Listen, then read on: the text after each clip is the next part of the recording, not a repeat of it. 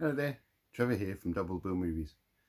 Okay, so it's a little bit later than when I wanted to do this originally, but this video is going to be my favourite films I watched in 2025. Some of these films I've seen before, some of them are brand new to me, but all of them I thoroughly enjoyed. And this is not all the films I watched because, yeah, that would just take forever. This is the ones I enjoyed the most. So we start off with a Hitchcock film, and it is the 4K North by Northwest. This was the first time watch for me. Very impressive film. Looks amazing on 4K. Gotta love Cary Grant. Great film. Really enjoyed that one. And we go to a Burt Lancaster film, black and white World War II film. This 4K is from Kino Lorber, and it is The Train. First time watch for me again. I remember seeing it many times in the DVD format and looking at the colour picture and getting frustrated that it's actually a black and white film. But watching it in 4K in black and white, it's a spectacular looking picture. Really well put together film too.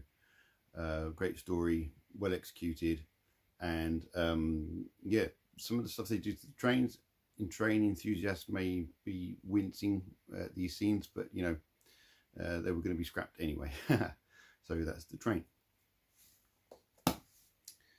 Now, strangely, a Jean-Claude Van Damme film. This skews from '88. I hadn't actually heard of it before, but part of the reason I got the Jean-Claude Van Damme titles was because I like him as an actor. Does pretty good action films. This one is called The Replicant. Now I gave this 10 out of 10, I think. Can't actually remember much about it because I've watched so many films recently, but yes, I gave it 10 out of 10. So, well, he's playing two people, and that's, you know, quite a challenge for some people, I would say, but there you go. This one is limited edition, and I've got 2801 out of 3000. Now, this was a bit of a blind buy. My wife and I bought this in HMV once, and we finally got around to watching it, and we had a great time with it. And it's called The Spy Who Dumped Me. Yes, of course, a take on a James Bond title, but a lot of fun, well worth watching. And Mila Kunis and Kate McKinnon, both really good in their roles. Great film. Some pretty good action. There's some quite funny things going as well. So nice little 4K there. The reason I'm looking at my list is because there's some that I don't actually have physical versions of. So I need to know when to put up something on the screen. So there we go. Where's this next one? Okay. So it took me a while to catch up on this one. I'd seen The Shining many years ago, and I finally got around to watching Doctor Sleep. Now I think I watched the 4K version, which is only the theatrical cut. This one does have the extended cut on Blu-ray. So one day I'll get around to watching that. But I think for my first experience of it, I wanted to see it on 4K. Fantastic film, great kind of follow-up. Or prequel or whatever it is to The Shining. So really impressive. Now this one, my wife and I had watched before many years ago when we first got this on Blu-ray, but it has two cuts of the movie, and this time round we decided to watch it again and watch the full version. And it's just made it even better as far as we was concerned. And it's a Tom Cruise and Cameron Diaz film, and it's called Night and Day. Great action film. He's obviously a bit of a spy type person, and she gets rather roped in, but she really picks up things really quickly as to what she's got to do and that kind of thing. So yeah, great film. DVD this time. I will definitely be getting this on Blu-ray, or hopefully it will come out on a 4K. And it was a first time watch for me as well. I got it in a charity shop, and it's Skeleton Key. Great story, really well put together, and I won't spoil it or anything, but I just like the way it ended, and how things come about and why things were doing what they were doing. So if you've seen it, you know what I mean. I thought it was a really good story.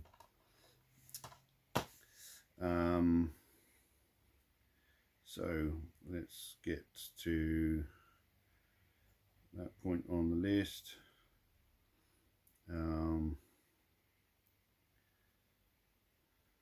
Yeah.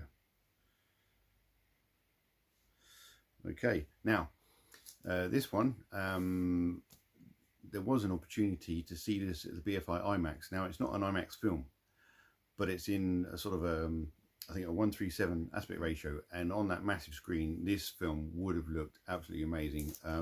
But I wasn't as familiar with it. I had seen it once before, but I couldn't remember it, so if I had been more familiar with it, I would have been there straight away. And I'll be keeping an eye on the website of the BFI to see if they show it again. But it is David Niven in A Matter of Life and Death. Now, any film fan, doesn't matter whether you're into World War II or not, this is just filmmaking at its best. And this was made literally at the end of World War II. So when you think of that and you think of what they put into it, it's an incredible story. It sort of dips between reality and sort of fantasy and that kind of thing, but it's a lovely, lovely story.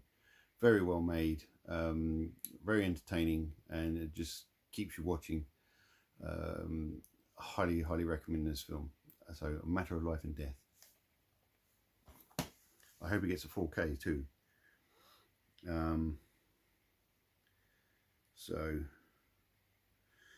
Well, the first of these films finally got to go and see in the cinema, and we were sat really close to it, and the fact that it was shot on digital video, some of the shots were really out of focus, and it was really kind of quite uncomfortable to watch, but actually to me added to it. And so if you go and see this in get to see this in the cinema, maybe don't see it as close as we did, but it was 28 days later, and then obviously in getting ready for 28 years later, which I never actually watched until very, very recently, so 2026 now.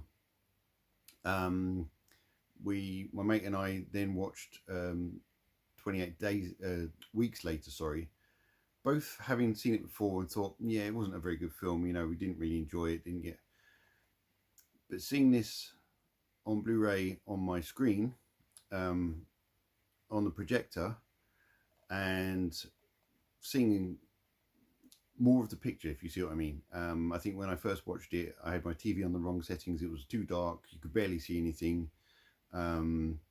But seeing it this time round, understanding it a lot more, it's actually 28 weeks later, is a brilliant film. I really, really enjoyed it, and I think my mate did too. We both kind of sat there thinking, yeah, glad we watched that now, because we kind of weren't going to bother, you know. But yeah, well worth the watch. Sorry, this is my wife's phone I've got in my hand.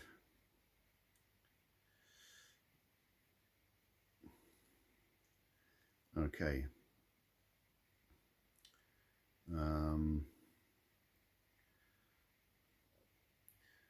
Well, yeah. Anyway, so next on the list, this is based on a true story. It's kind of frustrating to watch because I've never understood why we've segregated people, why we've treated people differently, why we're not kind of mostly on the same level, all got the same rights, the same permissions, and this, that, and the other.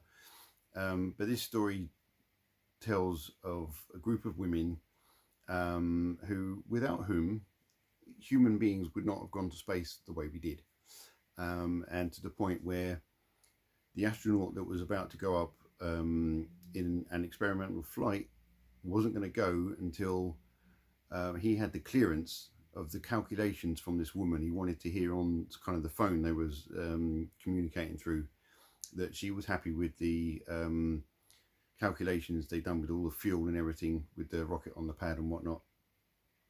So not only was it female, but she was black. And this is what I don't get, you know, all this segregation and stuff. It's just bollocks, really. But Hidden Figures, this is an American SKU. It's the only way you can get it with a slipcover. It's got some nice kind of art cards and things with it as well, I think. Actually quite a hard to find film on 4K. There was a UK SKU, but there's not many of them around. But as I said, a true story, brilliantly executed. My wife and I watched it and we both loved it. So it was a brilliant film. So if you're interested in NASA, it's definitely worth watching. You know, if you're a female and you're annoyed with the way us men keep treating you, you know,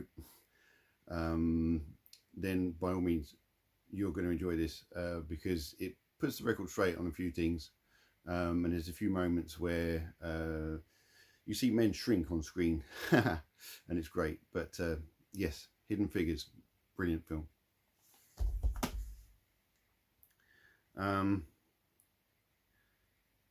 Where are we?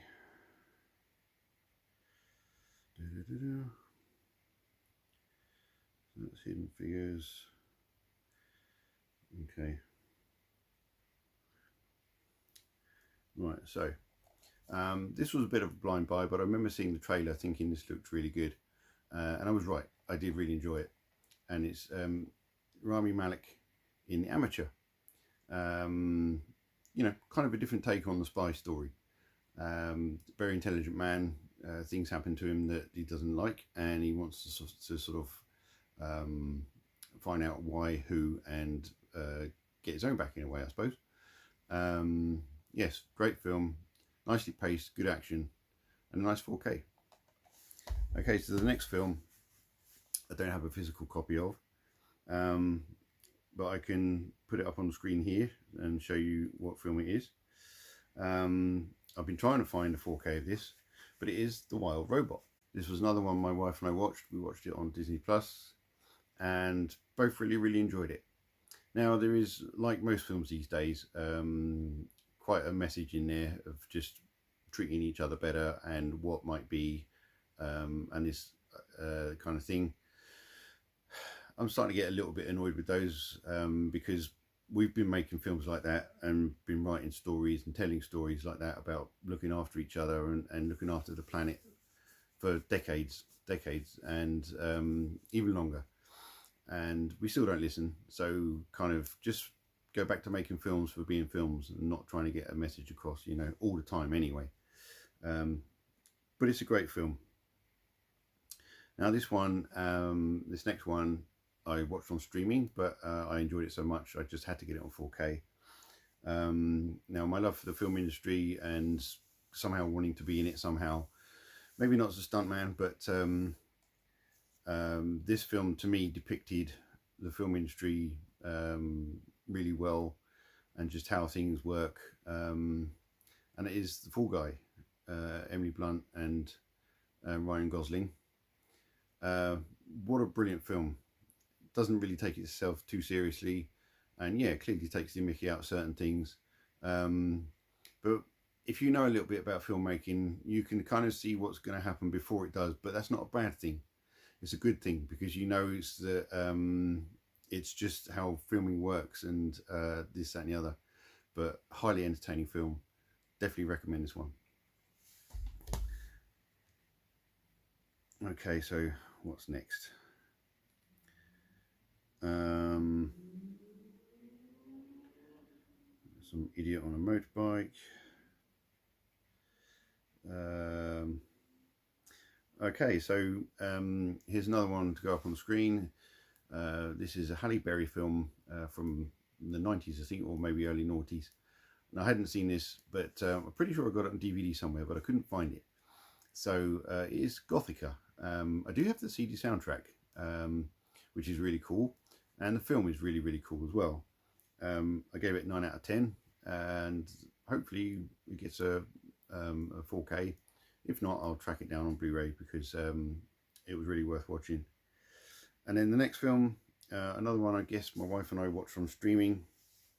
This is like a second Garfield movie, because the first one was great, but I found it really odd that only Garfield was sort of cartoonified and Odie was just a regular dog. But in this Garfield movie, everything's done properly, and it was a brilliant story, lots of fun, nice and entertaining, and I gave that a 9 out of 10 as well. Now this next one, Arrow have put out on 4K, and first time I saw it was only on DVD. It was okay. I loved the actor, Sylvester Stallone film. I found it very sort of scratchy. It was not the best quality DVD, and I didn't think all that much of the film. Just very average, I thought. But having seen it on 4K now, with a much better picture, much better sound quality, Cobra is a much better film. Now I still only give it 8 out of 10, which is, most of the films I'm showing you I've given 9 or 10 out of 10, but this one's an 8. But the fact it's gone from how bad I thought it was to actually being a really enjoyable film, that's why I put it on this list. So yes, great 4K as well. It looks really nice. It looks very filmic, and nowhere near as cheesy or as corny as I first thought it was. So that's Cobra.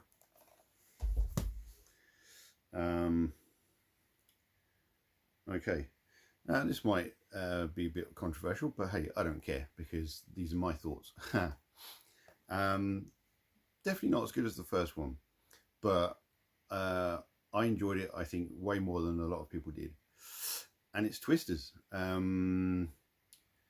Slightly different take on obviously the original story. There's storm chasers obviously, but they can't just repeat the same story, so you've got to come out to it at it with a different angle, don't they? And I thought this executed it quite well. You know, this gentleman here, you're annoyed with him to start with because he's cocky, he's the YouTuber, and he's famous and on YouTube and everything. But actually, you start to warm towards him, and the respect he starts to give the female, yes, the young woman that kind of comes out of retirement, so to speak, to help them chasing these storms. So I like it, and it would be interesting to see if they decide to do a third one and how they do that. Now this was I think a charity store buy.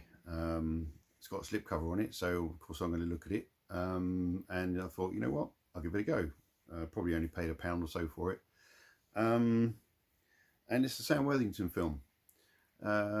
It is Man on a Ledge. Now you can see there it's a three-dimensional, and he's standing on the ledge, and he's there for most of the film. And I like films that are kind of set in one location, but it's not all about him. There's other characters in it as well. So I won't say any more about it because I don't want to spoil it. I would recommend you go and watch this. It's a really cool film. It's got Jamie Bell in it as well, Elizabeth Banks, Anthony Mackie, Genesis Rodriguez, and Ed Harris. Really cool film. Kind of a different take, I would say, on the kind of film it is. And that's what I say. Hopefully that piques your interest. But yeah, Man on a Ledge, I recommend it.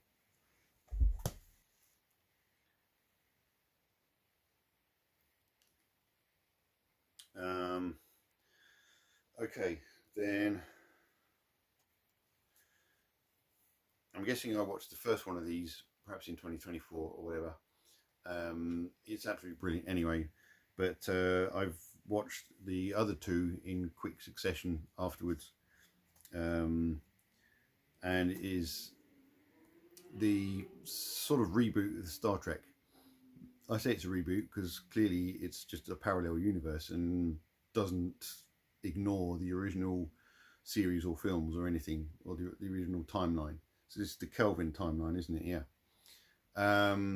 Now I saw all of these in the cinema actually, and yes, thoroughly enjoyed them.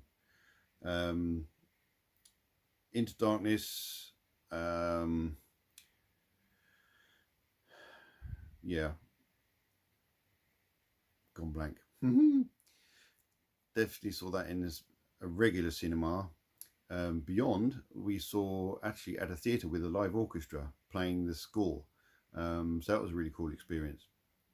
But yeah, I think Into Darkness have given 9 and Star Trek Beyond have given 10. So it's a pretty high scoring trilogy, because to me Star Trek is 10 out of 10 as well. So okay, now a bit of a grim film. But I was so impressed with it because it was prepared to go where it went. And then actually, to me, when you get to the end and you realise he's just fantasised about the whole thing, that kind of makes it even better, makes it more believable. And especially the way it incorporates the lead actress from the first one, like he's a super fan kind of thing. But yes, and it is Human Centipede 2. I can't remember when I watched Human Centipede, but I finally got around to the second one. I've yet to watch the third one, but the second one, being in black and white, there is a colour version in this steelbook, but I don't need to see it in colour. It really, really works in black and white. It's a high contrast picture, really helps with the gritty nature of what's going on. And I did watch some of the bonus stuff, so all the use of the prosthetics and everything, of how they kind of sewed everyone together and that kind of thing. So it wasn't as grim for the actors as it may look. But brilliant, brilliant horror film. Mega impressed with it. So that's Human Centipede 2.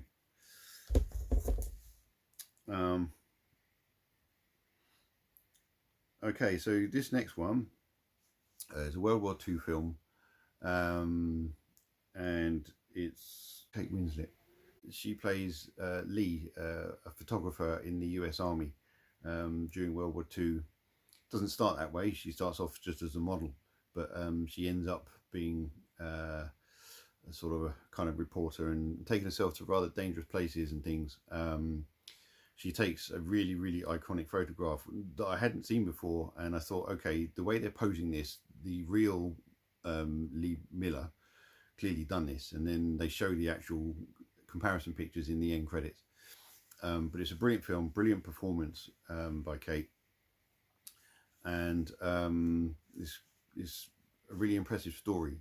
And I'm glad that these kind of stories are coming out now, and we're getting to see different sides of World War II, aside from just the battles and that kind of thing, and made up stuff. You know, to see true stories and depicted in this way. There is a physical version of it. I think there's a Blu-ray. I kind of really wish there would be a 4K, but you know, we can't get everything. But yes, that is Lee. Highly recommended. Definitely got a physical copy of this next one. Now this was an upgrade from DVD, so the jump was quite considerable. Arnold Schwarzenegger film from 1999, and it is End of Days. I really like this film in the sense that it's one of Arnie's best performances, just because where he kind of has to go in his headspace for the character he's playing. And when actors can do that, I'm usually pretty impressed. I just love how he played the part. Not quite as gung-ho as some of his other action films, but a bit more subdued, a bit more realistic maybe. And yeah, Gabriel Byrne is brilliant, and it's just a brilliant film. It had been a long time since I'd seen this, but getting this 4K and watching it was really, really good experience. So there's some great sound in the film. The scene where they first find the sort of underground home of the vicar, or whatever he is, the father, and you got a fly flying around the room, and it flies around your head if you've got surround sound. So okay, what else have we got? Okay, this is a DVD. This was a really impressive film. set sort of in 1933 and kind of leads up to the war. So it's not actually a war film as such, but obviously a lot was going on with these certain characters. This was called Hitler's Children. Now it's not quite as it sounds, but there's a really sort of good playoff between some American kids in a school in Germany, and sort of opposite them is a German school. It's just got boys in it, and of course they're Hitler Youth and that kind of thing, and they're always fighting, even the girls and everything. It's great fun to watch. But two of them, a German boy and an American girl, fall in love, and things don't go quite the way they want them to.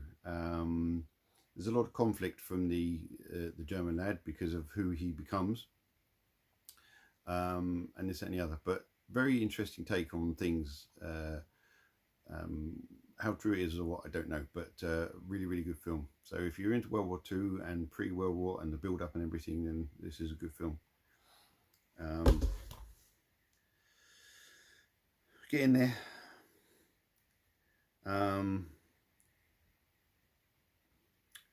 So where are we? Yes, another true story, starring Matthew McConaughey. And to see the way he sort of starts off the story as quite a typical sort of cocky character that he plays, but then suddenly things take a different stance when he finds out something about himself. And it's called Dallas Buyers Club, and it's about how this guy gets AIDS. It's, you know, right at the beginning of the AIDS pandemic and this, that, and the other. And he has to change his life. Clearly, he wants to survive. He doesn't want to succumb to this horrible disease. And it's a really, really good film. The things that he did, the things they went through, it's really impressive. And now Jared Leto is in this film. Now I know he's just played in the latest Tron film and a few other films of recent, and people have perhaps slated his performance. His performance in this, what I said about Arnold Schwarzenegger sort of going where he had to for his character, where Jared Leto had to go for this character was really, really, really impressive. Don't worry if you're not a fan of his, and don't let that put you off, because this is a brilliant film. Highly recommended, and as I said, true story as well. So that kind of makes it even better when you watch it.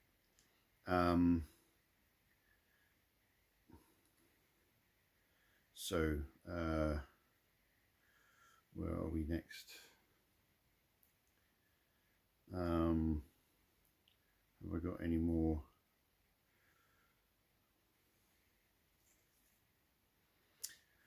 Okay, now this is a trilogy I'm about to hold up, but it's only the first film. The other two were good, don't get me wrong. But X was the first film, and I really thought it was well thought out, well put together, and the fact that Mia Goth plays both parts is really impressive. The makeup's really good. Yeah, you can sort of see that she's a young woman at heart, but doesn't matter. She still plays the part really well. So yeah, like I said, Pearl and Maxine are good, but X was the one I'm really going for here. 9 out of 10 film for me, and it's a massive box set there. It's really heavy. Okay, I was really curious about this when I saw the trailer for it, and I was right as to how good I thought it was going to be. Watching the film, I was sitting there thinking, why do people like this? But until you get to the end and everything's revealed and you understand what you've just watched, then actually I was really, really impressed. I was like, okay, this has come from someone's head who's a bit out there. But it's weapons. Thoroughly enjoyed it. Bit of a slow burner, like I said, kind of thing, because you're like, okay, why have they run, and where are they?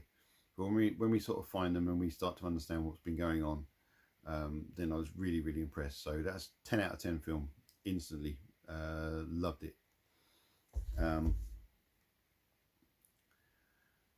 Right, last sort of handful now. Where are we? Okay, so another Kino Lorber title here. This is another World War II film, kind of a horror film as well in a way, but it shows aspects of submarine life that I hadn't really seen before, and I always like that when I get to see something different aside from the just launching torpedoes at ships and things like that. And it's called Below. Now bizarrely, this has been on my radar for a long time. When I first started to explore sort of movie posters to find out different war films that I hadn't seen before, and this one popped up ages and ages ago. And then as soon as I saw that it was getting 4K, I'd never seen it before, but I just pre-ordered it, and I'm glad I did, because it's a really good film. So yeah, again, if you like your World War II, if you like your horror, it's not like gory horror slasher type thing or anything, but there's some really cool elements to it, and very good film. So there we go, Below. Now this one is from the mid-90s, Jim Carrey film, but I got this 4K box set from Arrow, and my wife and I sat down to watch it, and of course you cannot not have fun watching this film, if you know what I mean. And it is The Mask. Just a highly entertaining film. Jim Carrey is best, basically, isn't he? He's on fire throughout the whole film. And Milo's brilliant as well. And sadly, obviously, recently we lost the bad guy in this film. I understand it was to nefarious reasons, or, you know, too many party times, let's say, which is sad, but nonetheless we've lost him, and that's not good. So yes, but anyway, brilliant film that he was in, The Mask.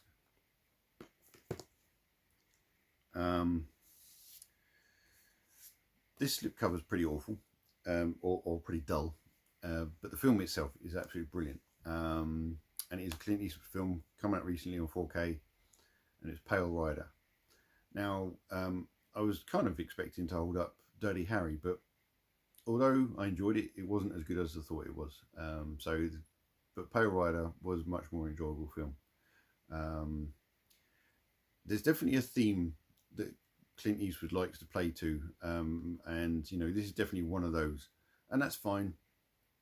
He likes righting wrongs and being the good guy. So yeah, first time watch for me as well. So yeah, very good film. And then the last two, I think, let me just check there's no more posters. Oh yes. So this one, so this is called Operation Crossbow, and starring George Peppard from the A-Team, if you don't know. And basically they're scientists, but they need to be integrated into the German science community to try and find out about the new V weapons that they're being worked on. And I put this up there with A Bridge Too Far, The Battle of Britain, you know, these really epic World War II films.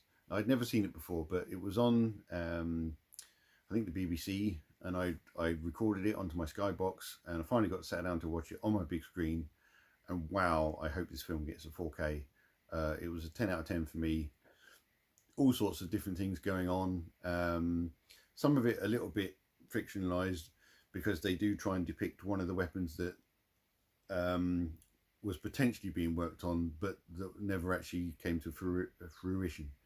So that part's a little bit sort of fictional, guessing as to what it might have been like, but that doesn't matter.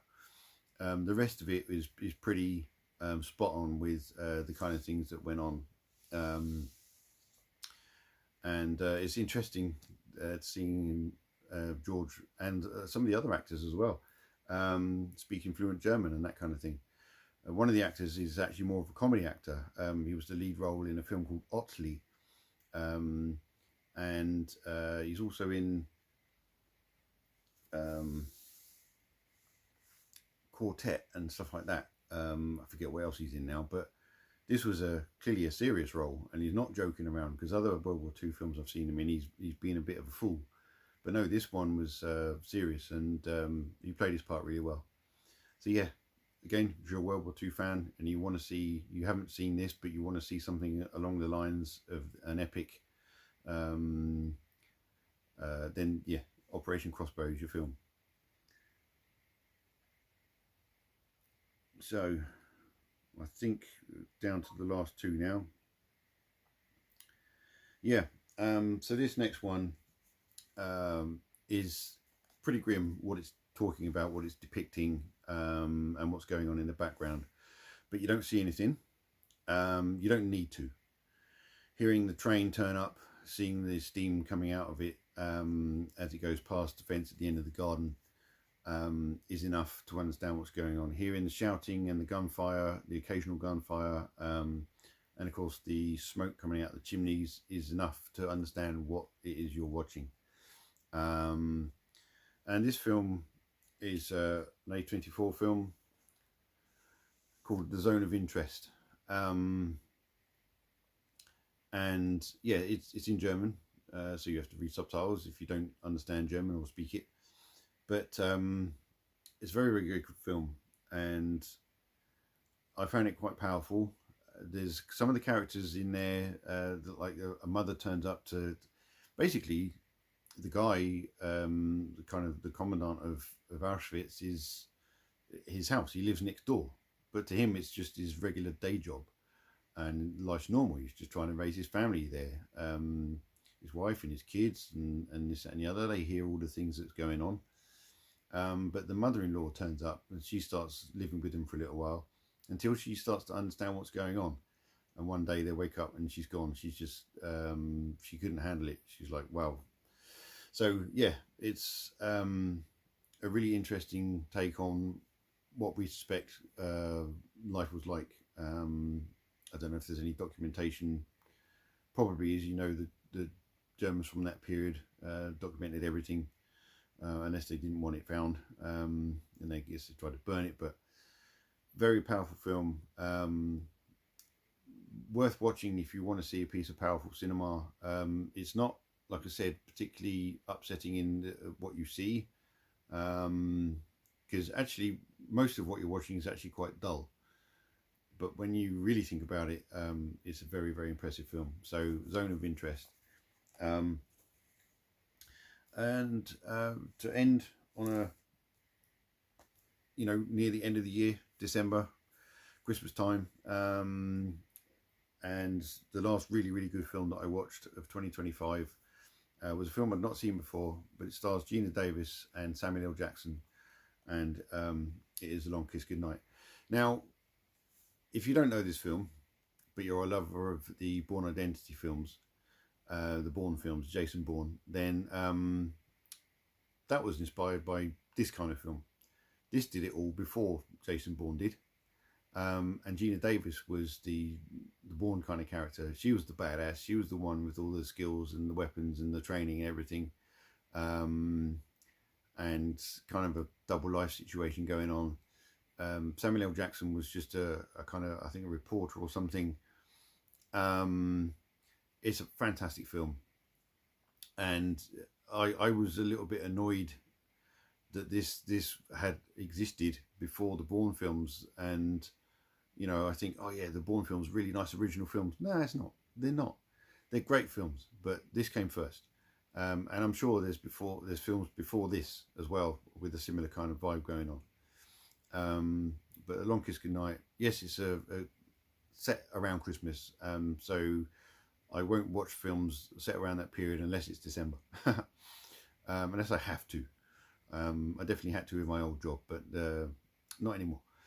So yes, that was the list of films that I really, really enjoyed, and the list is way longer than that of films I did watch, but they were the sort of top picks of 2025.